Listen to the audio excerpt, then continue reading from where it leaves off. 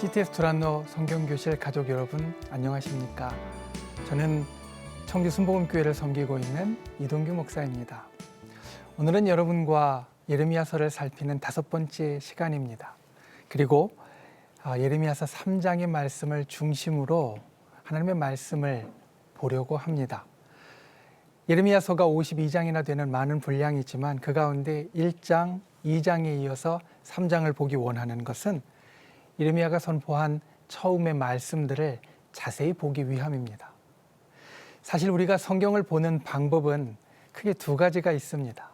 하나는 마치 인공위성에서 이 땅을 볼 때 아주 큰 도시로부터 시작해서 점점 더 확대하여서 한 집과 사람으로 가는 것처럼 성경 전체를 위에서부터 조망하기 시작해서 각 권으로 들어가고 또 각 장과 각 절로 들어가는 방법입니다.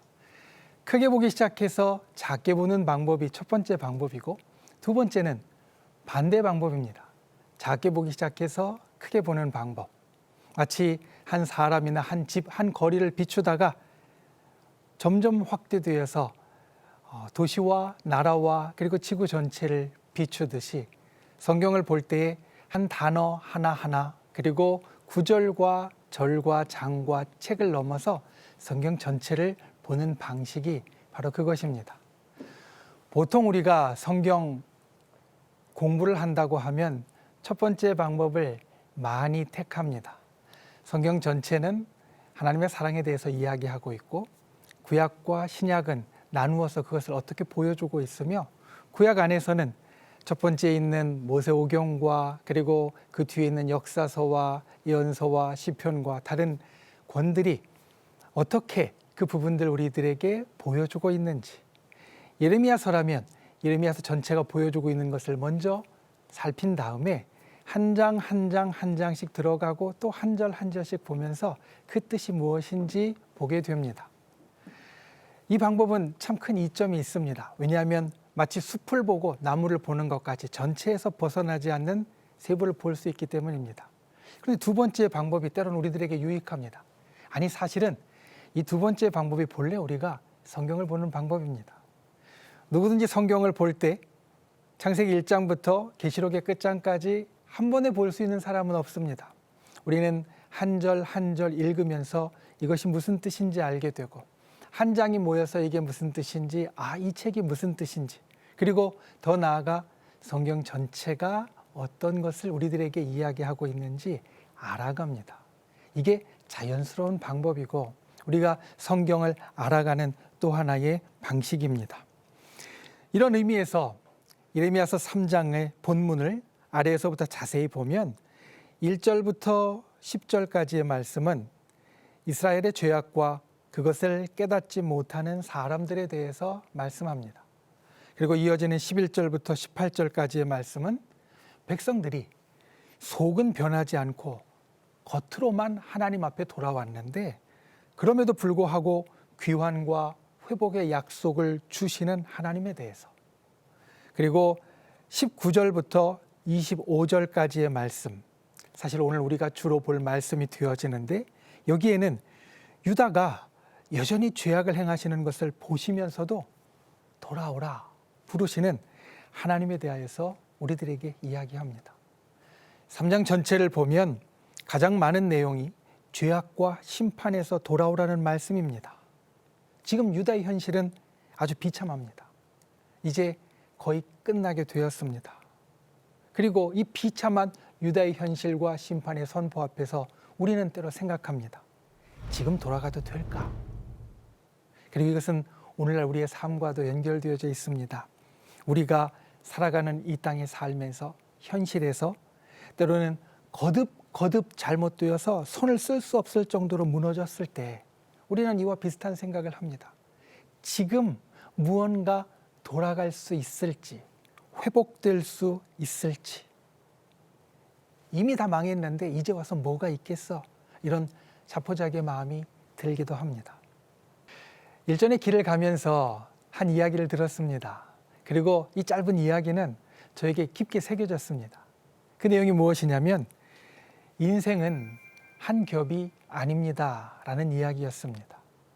이 이야기는 처음에는 그냥 흘려들었는데 그런데 점점 더 이 가슴에 새겨지고 그 의미가 새록새록 떠올랐습니다. 인생은 한 겹이 아니다. 한 겹, 홀겹은 찢어지면 끝납니다. 그런데 우리의 인생은 한 겹이 아닙니다. 한 번 찢어진다고 끝나지 않습니다. 우리의 인생은 여러 겹이고 그래서 그 중에 한 번 찢어지고 또 두 번 찢어져도 우리는 버틸 수 있고 수선될 수 있다라는 이야기입니다. 오늘 예레미야서 3장을 통해서 여러분들과 살피기 원하는 내용은 아직 늦지 않았습니다 라는 내용입니다. 이스라엘의 거듭된 죄악 속에서도 하나님의 사랑은 여전하고 계속해서 기회를 주셨습니다. 그리고 우리의 인생 가운데에서도 하나님은 동일하게 행하십니다. 말씀을 통하여서 그 내용의 세밀한 것을 알아가는 저와 여러분이 되기를 소망합니다.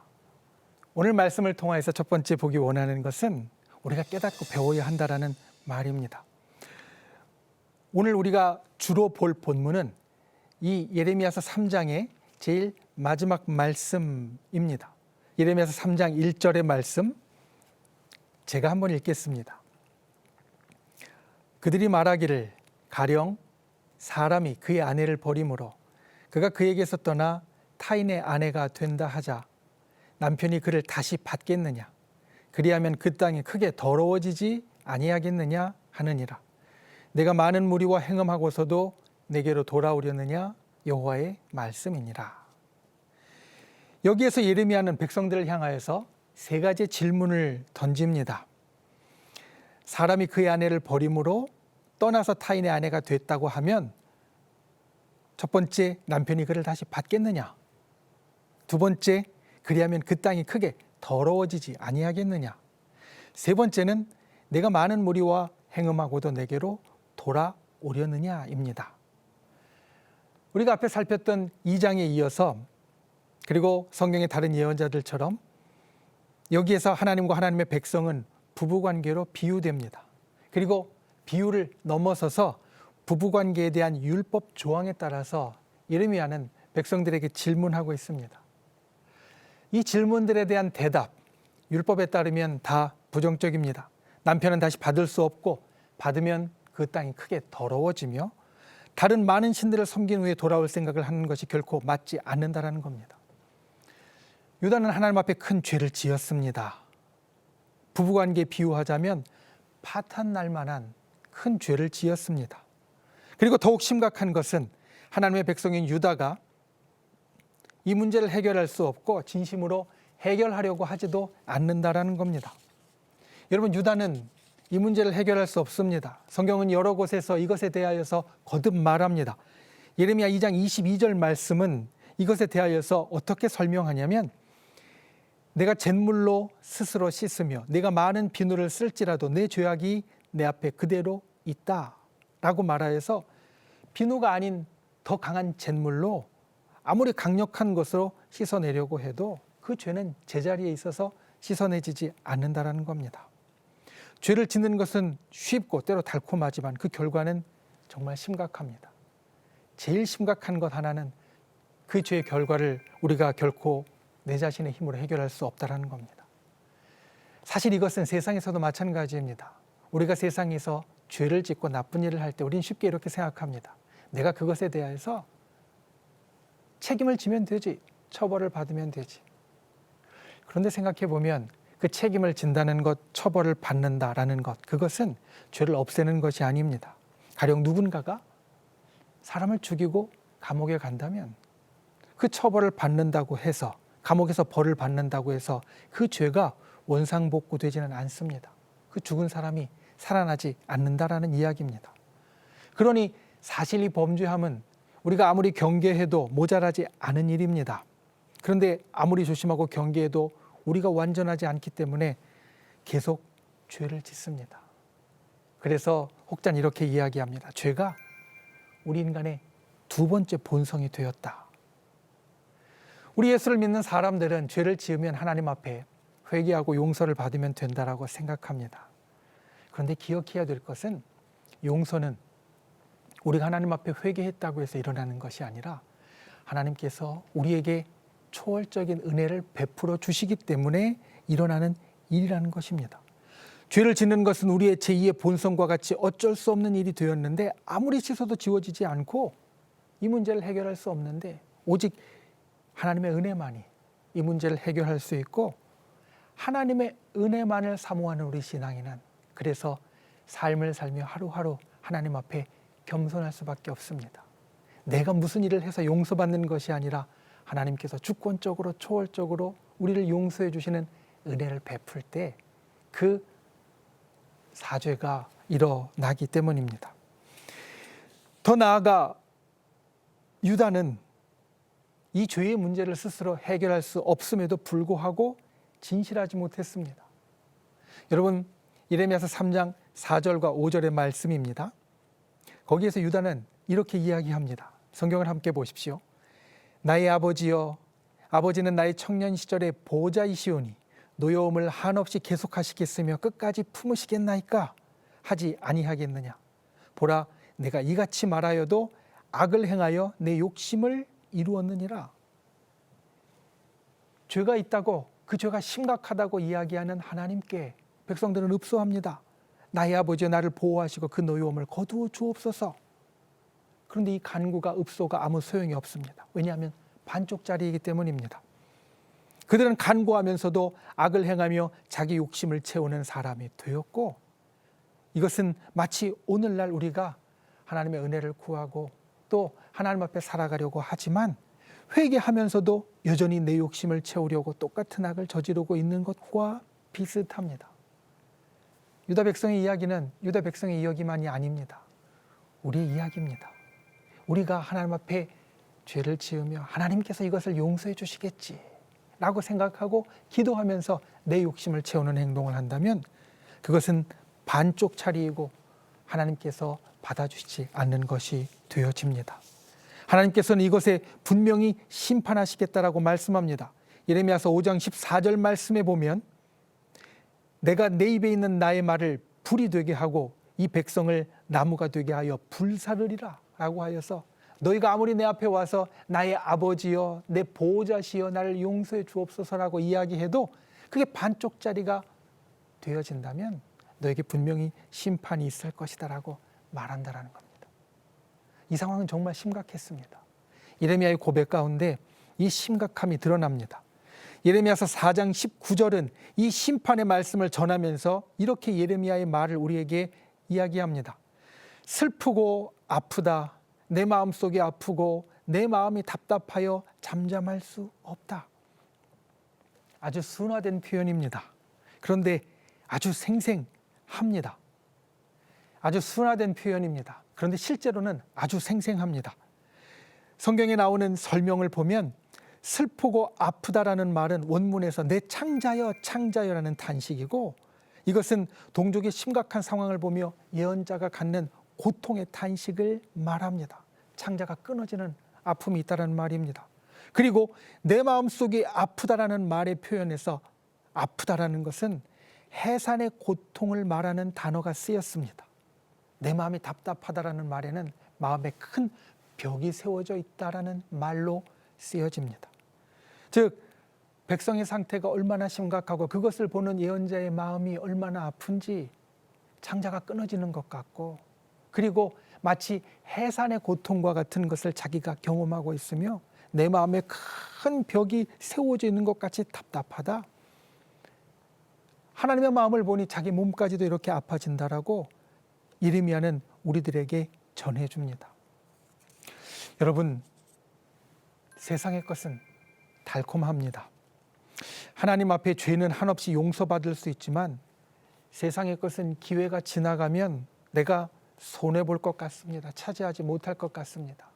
그래서 우리는 때로 하나님 앞에 죄를 짓더라도 세상의 것을 옮겨주려고 합니다. 그게 나에게 이익이 된다고 생각합니다. 그런데 정말 그렇습니까? 유다의 백성들도 그렇게 생각했습니다. 그런데 오해입니다. 세상의 것은 오히려 길게 보아도 우리에게 손해를 가져오고 우리가 하나님의 은혜 가운데 있을 때 이것이 이익이 된다는 겁니다. 3장 24절의 말씀 여러분 함께 보면 3장 24절은 우리들에게 이렇게 말합니다. 그것이 양떼와 소떼와 아들들과 딸들을 삼켰다.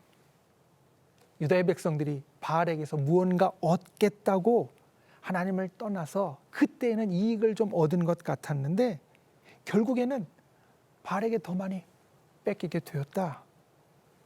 세상이 우리들에게 무언가 주는 것 같아서 내가 하나님 앞에 잠시 돌아서서 그것을 움켜쥐었는데 결국에는 더 많이 잃고 더 많이 뺏기게 되었다라는 겁니다. 과거는 우리의 미래를 비추는 거울이라고 했습니다. 하나님의 사람들, 우리 신앙인에게는 과거 이스라엘 백성의 삶이 그리고 신앙의 선배들의 삶이 우리의 미래를 비추는 거울입니다. 그들의 지나간 삶의 이야기가 오늘을 살아가는 우리의 이야기요, 또 내일 우리가 살아갈 이야기가 된다는 말씀입니다. 이것이 지나간 이야기를 하나님께서 우리들에게 주신 이유입니다. 결코 이 속에서 과거를 알고 끝나라고 하시는 것이 아니라 하나님은 이 속에서 우리의 미래를 보라고 말씀하십니다. 멸망할 수밖에 없었던 이스라엘 백성에게서 깨닫는 분들이 되시기 바랍니다. 배우는 분들이 되시기를 소망합니다. 특별히 오늘 말씀처럼 우리가 하나님 앞에서 범죄하고 주님의 질책이 있을 때 이스라엘 백성처럼 하나님은 여전히 우리를 용서하시리라 라고 되뇌이면서 내 욕심을 채우는 것이 아니라 진짜 돌이켜 하나님 앞에 겸손히 엎드리고 진정한 은혜를 구하는 분, 세상과 나의 욕심으로부터 돌이켜 하나님을 향하는 분들이 되시기를 주님의 이름으로 소망합니다. 두 번째, 오늘 말씀 가운데 우리가 분명하게 기억해야 될 것은 돌아서지 말고 돌아와야 한다는 말씀입니다. 여러분, 예레미야서 3장 22절의 전반절 우리가 함께 보기를 원합니다. 아주 중요한 말이 그 가운데 있습니다. 예레미야서 3장 22절 말씀 제가 읽겠습니다. 배역한 자식들아 돌아오라. 내가 너희의 배역함을 고치리라 하시니라. 여러분, 배역한 자식들아 돌아오라 라는 이 말씀은 사실 우리가 깊게 보면 참 재미있고 의미가 있습니다. 여기에서 배역이라는 말과 돌아오라라는 말은 사실 정반대의 의미로 쓰였습니다. 그런데 원문으로 보면 이 두 단어는 같은 동사에서 변화되어진 말입니다. 돌아오라라는 말은 슈브라고 되어 있고 배역이라는 말은 쇼바빔이라고 되어 있습니다. 이 둘은 사실 같은 말에서 나왔습니다. 그런데 뜻은 전혀 다릅니다. 우리말로 그 뜻과 본래 근원을 어떻게 살릴 수 있을까 고민해서 바꿔보면 이렇게 바꿀 수 있을 것 같습니다. 돌아선 자식들아 돌아오라. 돌아선 자식들아 돌아오라. 죄가 제2의 본성이 된 우리와 하나님과의 관계에서 가장 중요한 것이 이것입니다. 돌아서느냐 아니면 돌아오느냐. 이스라엘은 돌아섰습니다. 그래서 배역한 자식들이 되었습니다. 그 결과는 아주 참담합니다. 예레미야서 3장 3절 말씀에 보면 그들이 돌아섬으로 인하여서 나타난 일, 세상을 이렇게 표현합니다. 단비가 그쳤고 늦은 비가 없어졌느니라. 단비와 늦은 비는 이스라엘 땅이 옥토가 되어 사람과 동물이 살아가는데 꼭 필요한 것입니다. 그런데 이스라엘이 돌아섬으로 인하여서 이것이 없어졌습니다. 하나님의 백성이 범죄함으로 인하여서 온 세상이 신음하게 되었습니다. 마치 창세기 3장에서 처음 인간이 범죄함으로 인해 온 세계가 신음하게 되어진 것과 같습니다. 우리가 살아가는 지금도 하나님은 어떻게 보면 이 땅에 떨어졌습니다. 아니, 지하실로 내려가셨습니다. 우리가 사는 세상에서 하나님을 향한 존경과 평판은 저 밑으로 떨어졌고, 그리고 세상 사람들은 하나님을 더 이상 두려워하고 높이지 않게 되었습니다. 왜 이런 일이 일어나게 되었습니까? 세상 탓입니까? 아닙니다. 우리 탓입니다. 남 탓이 아니라 바로 하나님의 사람인 우리 탓입니다. 우리가 하나님 앞에 바로 서지 못했기에 세상은 어지럽고 하나님의 이름이 저 밑으로 떨어지게 되었다라는 겁니다. 여러분, 비록 우리가 이렇게 행한다 할지라도 하나님의 사랑은 여전합니다. 그래서 이 문제를 해결하는 것 역시 여기에서 나오게 되어집니다. 내 인생과 온 세상과 하나님에 대한 문제가 내가 하나님으로부터 돌아섬에서 시작되어진 것 같이 해결책도 여기서 나옵니다. 하나님의 백성 이스라엘이 하나님에게서 돌아섰을 때 세계가 신음했기에 다시 돌아오면 회복되어집니다. 예레미야서 4장 1절과 2절은 우리에게 이렇게 말합니다. 이스라엘아, 내가 돌아오려거든 내게로 돌아오라. 내가 만일 나의 목전에서 가증한 것을 버리고 내가 흔들리지 아니하며 진실과 정의와 공의로 여호와의 삶을 두고 맹세하면 나라들이 나로 말미암아 스스로 복을 빌며 나로 말미암아 자랑하리라. 이스라엘이 돌아섰기에 세상이 신음하게 되었는데 2절 마지막 말씀에 보면 이스라엘이 돌아온 후의 세상의 모습은 나라들이 나로 말미암아 스스로 복을 빌며 나로 말미암아 자랑하리라. 하나님의 백성이 하나님께 돌아오면 다른 나라들도 복을 받고 온 세상이 하나님을 자랑하게 된다. 하나님을 높이게 된다라는 말입니다. 우리가 하나님 앞에 돌아오면 하나님이 높여집니다. 우리가 하나님 앞에 돌아오면 온 세상이 회복되어집니다. 우리가 하나님 앞에 돌아오면 모든 것이 제자리로 돌아가게 되어질 겁니다. 내 인생의 문제도 이 사회와 세상의 문제도 돌아선 우리가 돌아와야 해결됩니다. 그리고 돌아올 때 중요한 것, 말씀은 우리에게 세 가지를 말합니다. 내게로 돌아와 흔들리지 아니하며 진실과 정의와 공의로 살아야 한다.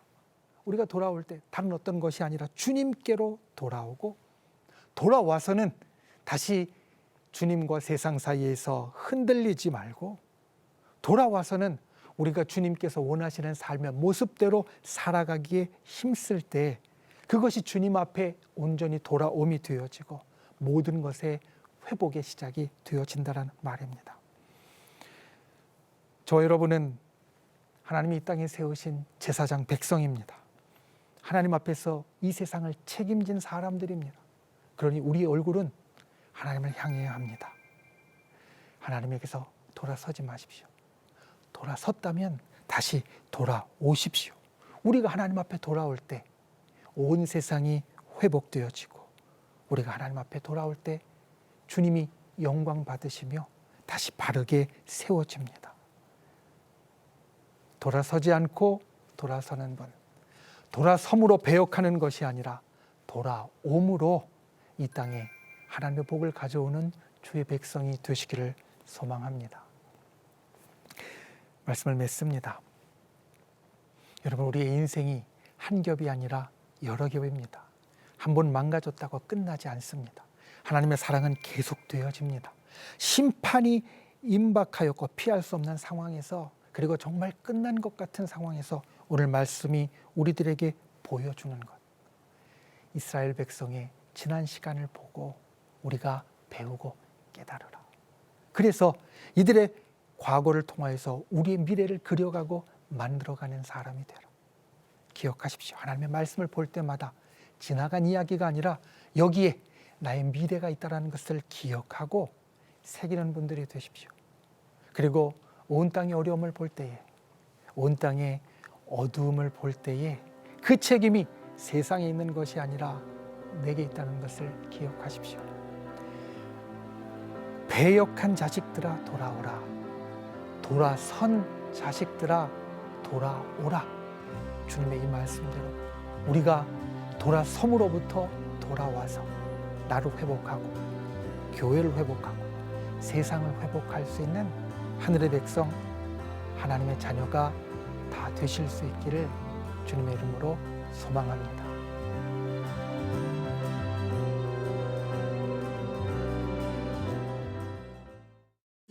이 프로그램은 CTS 방송가족의 사랑과 후원으로 제작되었습니다. 후원전화 02-6333-1003번, ARS 060-808-1003 1004번으로 전화 주세요.